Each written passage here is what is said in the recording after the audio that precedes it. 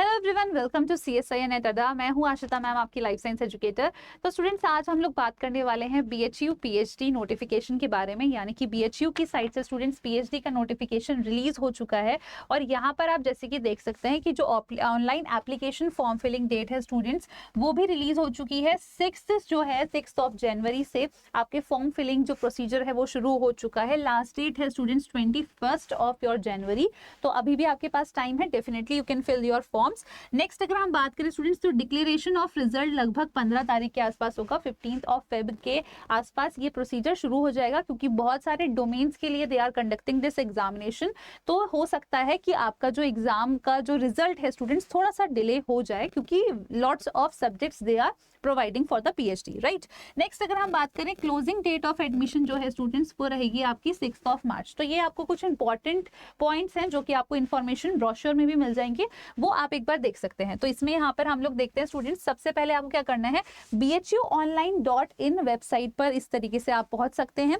जैसे ही आप वेबसाइट पर पहुंचेंगे स्टूडेंट्स, यहाँ पर आपको एक ऑप्शन देखने को मिलेगा BHU PhD 2024-2025 सेशन के लिए, और यहाँ पर इसी के ऊपर जस्ट लिंक गिवन है स्टूडेंट्स कि आप इंफॉर्मेशन ब्रोशर को भी डाउनलोड कर सकते हैं।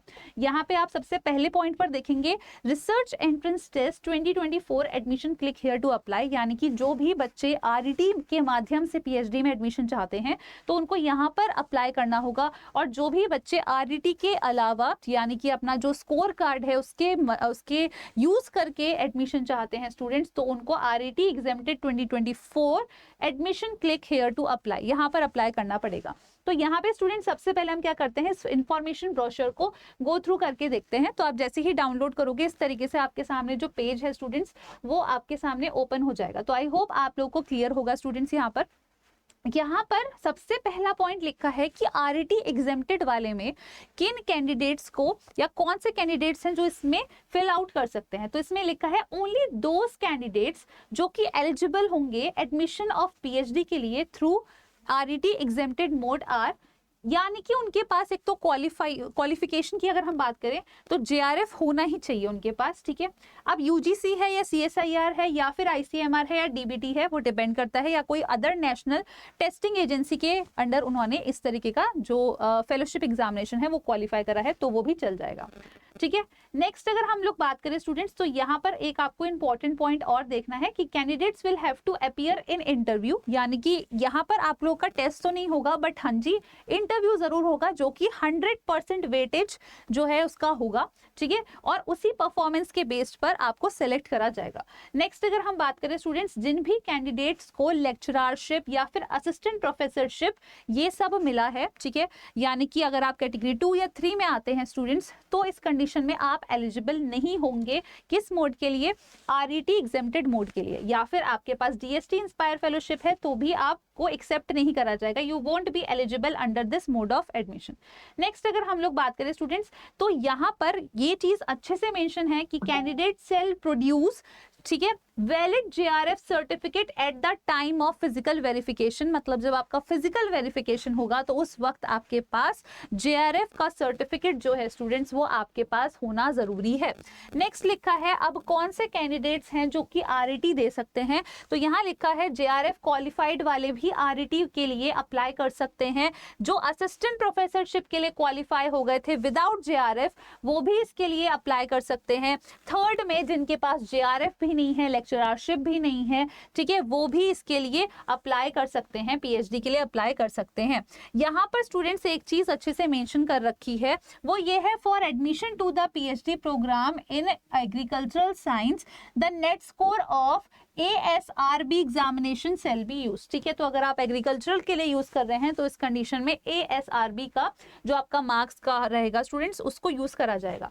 अब पूछा जा, यहाँ पर आपके दिमाग में क्वेश्चन ये आना चाहिए स्टूडेंट्स कि अगर उस कंडीशन में RET एग्जेम्प्टेड वाली कंडीशन में 100% वेटेज है इंटरव्यू की, तो RET वाली एग्जामिनेशन में अब कितनी वेटेज रहेगी। तो यहाँ पर स्टूडेंट्स मेंशन है, उसको जरा ध्यान से पढ़ेंगे। The weightage of net score and for the interview will be, तो नेट नेट स्कोर जो भी आपका रहा होगा उसकी 70% वेटेज है और आपके इंटरव्यू की स्टूडेंट्स लगभग 30% वेटेज है। यहाँ पर स्टूडेंट्स एक और चीज बहुत इंपॉर्टेंट है जिसको आपको अच्छे से गो थ्रू करना है, that is only the score of net examination of June 2024, यानी कि 2024 के एग्जामिनेशन का स्कोर यानी कि यूजीसी, सीएसआईआर या ASRB shall be taken into account for admission to the PhD programme. तभी आप ये मतलब अगर आपका जून में क्वालिफाई हुआ है पेपर, ठीक है, नेट क्वालिफाई हुआ है, तो आप उसका स्कोर कार्ड यूज कर सकते हो यहाँ पर, ठीक है। तो इस चीज को आपको ध्यान देना है। उसके बाद स्टूडेंट्स यहाँ पर आपको देखने को मिल जाएंगे कि सीट्स कितनी कितनी अवेलेबल हैं। जैसे कि अगर हम फर्स्ट एग्जांपल को लेके चले एग्रीकल्चरल इकोनॉमिक्स, तो यहाँ आपको मेंशन है स्टूडेंट्स की फैकल्टी ऑफ एग्रीकल्चर, ठीक है, कौन कौन से डोमेन्स रहेंगे आपके पास। आरईटी मोड के लिए कितनी सीट है, 2 है, एग्जेम्प्टेड के लिए भी 2 है, और यहाँ पर आपको एक्स्ट्रा जो कंडीशन है यानी कि डिपार्टमेंट की, वो भी आपको यहाँ पे चीजें देखने को मिल जाएंगी।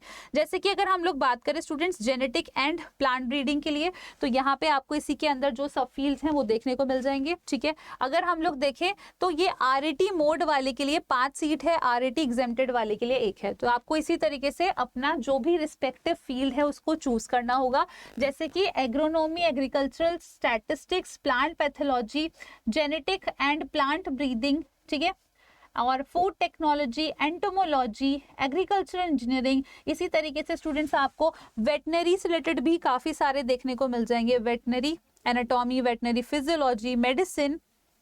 तो बहुत सारे डोमेन्स आपके सामने यहाँ पर मौजूद हैं। साथ ही में आर्ट्स वाले स्टूडेंट्स के लिए भी है, लैंग्वेज कोर्सेज के लिए भी है। तो ये सभी स्टूडेंट्स अगर चाहते हैं फॉर्म फिल करना तो बिल्कुल अभी आप लोग के पास टाइम मौजूद है। एक बार आप दोबारा से देख सकते हैं स्टूडेंट्स की यहाँ पर जो इंपॉर्टेंट डेट्स हैं वो दे रखी हैं, और साथ ही में इस इंफॉर्मेशन ब्रोशर में भी आपको डेट्स जो हैं बच्चे वो देखने को मिल जाएंगी। टूवर्ड्स द थोड़ा सा बॉटम की साइड हम जाएंगे तो यहाँ पर आपको डेट्स भी जो हैं स्टूडेंट्स वो देखने को मिल जाएंगी, ठीक है, इस तरीके से।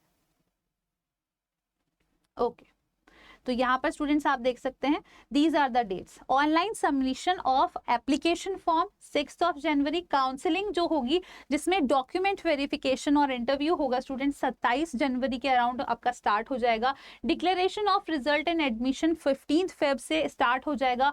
क्लोजिंग डेट ऑफ एडमिशन 6 मार्च है स्टूडेंट्स, और date of reporting to concern department ये आपका 17 मार्च है। तो आई होप ये पूरी इंफॉर्मेशन आपके लिए यूजफुल रही होगी। तो मेरी रिक्वेस्ट आप सभी स्टूडेंट्स से यही रहेगी कि अगर आप इंटरेस्टेड हैं तो प्लीज एक बार इंफॉर्मेशन ब्रोशर को अपनी साइट से भी पढ़ लेंगे, और साइट पर कैसे पहुंचना है वो मैंने आपको बता दिया, bhuonline.in पर आप जा सकते हैं। उसके बाद आप स्क्रॉल डाउन करेंगे, आपको वहां पर BHU PhD 2024-2025 के लिए नोटिफिकेशन देखने को मिल जाएगा। तो इसी तरीके की अपडेटेड इन्फॉर्मेशन के लिए स्टूडेंट्स आपको क्या करना है, CSIR नेट अड्डा को सब्सक्राइब करके रखना है। Thank you so much.